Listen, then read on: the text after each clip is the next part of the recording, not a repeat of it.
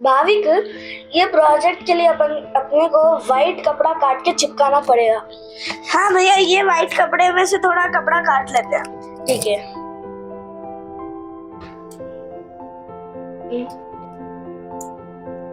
पापा, ये सीजर से कट नहीं रहा, मैं फेंक दे रहा हूँ। ठीक है, काम नहीं कर रही है तो फेंक दे। फिर काम नहीं कर रही है तो फेंक दे, नो प्रॉब्लम।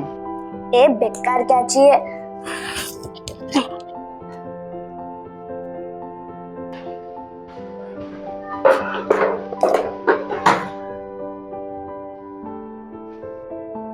एक मिनट।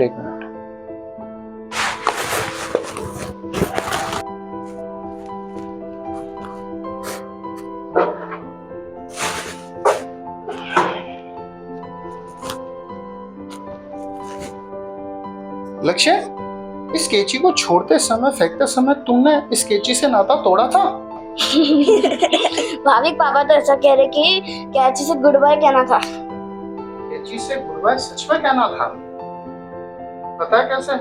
कैसे? चलो मैं समझाता हूँ बेटा। किसी चीज से नाता तोड़ने का मतलब ये है कि हमने उससे संबंध हमेशा के लिए छोड़ा या नहीं छोड़ा, उससे संबंध हमेशा के लिए तोड़ा या नहीं तोड़ा। हमारे जैन आगमों में एक सिद्धांत बताया जाता है कि किसी चीज को छोड़ते समय हमें वो सिरामी, वो सिरामी, वो सिरामी ऐसे 3 बार बोलना चाहिए। पता है क्यों? क्योंकि जब हम किसी चीज को वो सिरामी, वो सिरामी, वो सिरामी ऐसा 3 बार बोल के छोड़ते हैं तो उस चीज से हमारा ममत्व, हमारा जो राग लगाव था वो हमेशा के लिए छूट जाता है। और भविष्य में अगर उस चीज से कोई पाप होता है तो उस पाप का कोई भी हिस्सा हमारे को नहीं आएगा।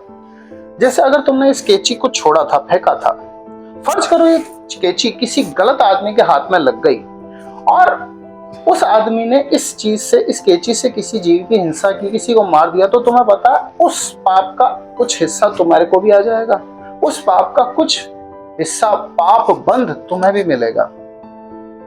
आचार्य भगवान श्री पार्श्वचंद जी महाराज साहब और गुरुदेव श्री पदमचंद जी महाराज साहब इस बारे में बहुत अच्छा समझाते हो, अपने प्रवचनों में बोलते हैं। एक कहानी बताते हैं कि जैसे अगर कोई इंसान मर गया, उसने संलेखना संधारण नहीं किया था और वो मर गया, उसका शरीर जलाया गया, चिता राख हो गई, लेकिन जाहिर सी बात है कुछ हड्डियां बची हुई रह जाती है। कुछ बची हुई हड्डियां, फर्ज करो, कल्पना करो कि किसी शिकारी के हाथ में लग गई, शिकारी ने वहां से वो हड्डियां उठाई और उन हड्डियों को नुकीला करके एक तीर बना दी और उस तीर से शिकार किया। तो जरा भी सोचो, गुरुदेव क्या फरमाते हैं कि उस तीर से जो भी शिकार किया जाएगा, उस शिकार के पाप का एक हिस्सा उस आदमी को भी जाएगा जो मरा था, जिसका शरीर वहां जलाया गया था, क्योंकि उसने संलेखना संतारा नहीं किया। संलेखना संतारा में क्या होता है कि शरीर को वो सिरामी, वो सिरामी, वो सिरामी बोलकर छोड़ दिया जाता है। क्या किया जाता है? स्वयं के शरीर को, यही तो है संलेखना क्रिया। अब मेरा समझाने का मतलब यह है कि किसी भी चीज को छोड़ते समय, यानी कि जब तुम इस कैंची को छोड़ रहे थे तो अगर 3 बार वो सिरामी, वो सिरामी, वो सिरामी बोल देते, जैसे वो सिरामी, वो सिरामी, वो सिरामी, तो अगर ये किसी गलत हाथ में चले जाए और उससे पाप हो तो उस पाप का हिस्सा तुम्हें नहीं मिले। हमें कभी भी कोई चीज छोड़ते समय, त्यागते समय, अपने से दूर करते समय वो सिरामी 3 बार बोलना चाहिए, ताकि उससे होने वाला कोई भी पाप, भविष्य में होने वाला कोई भी पाप हमें ना आए। अगर तुम ये कैंची किसी गलत आदमी के हाथ में लग जाए, मैंने देख लिया था इसलिए वापस निकाल के लाया और तुम्हें समझाने के लिए बता रहा हूँ कि इस कैंची को जब भी फेंको तो वो सिरामी बोल के फेंकना, 3 बार बोलना चाहिए। अगर तुम ये कर देते तो उससे होने वाला कोई भी पाप जो भविष्य में कभी भी हो तो उस पाप का कोई भी हिस्सा तुम्हें नहीं मिलता। समझ गए? कभी भी कोई भी चीज छोड़ो तो 3 बार वो सिरामी, वो सिरामी, वो सिरामी जरूर बोलना। समझ गए अच्छे से? Okay, very good. इसीलिए हमारे जितने भी पचखाण के जो पाठ हैं उनमें अंत में आता है वो सिरामी, वो सिरामी, वो सिरामी, क्योंकि जब हम 2 करण 3 योग से आहार को छोड़ते हैं, अष्टम पाणम खाइमम साइमम, तो कुछ आगारों को लेना है तो लेते हैं, अन्यथा नहीं लेते हैं।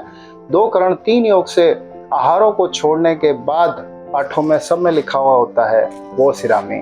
तो आप भी कभी किसी चीज को छोड़ें, कोई भी चीज को, तो वो सिरामी 3 बार जरूर बोलें। जय जिनेंद्र, धन्यवाद।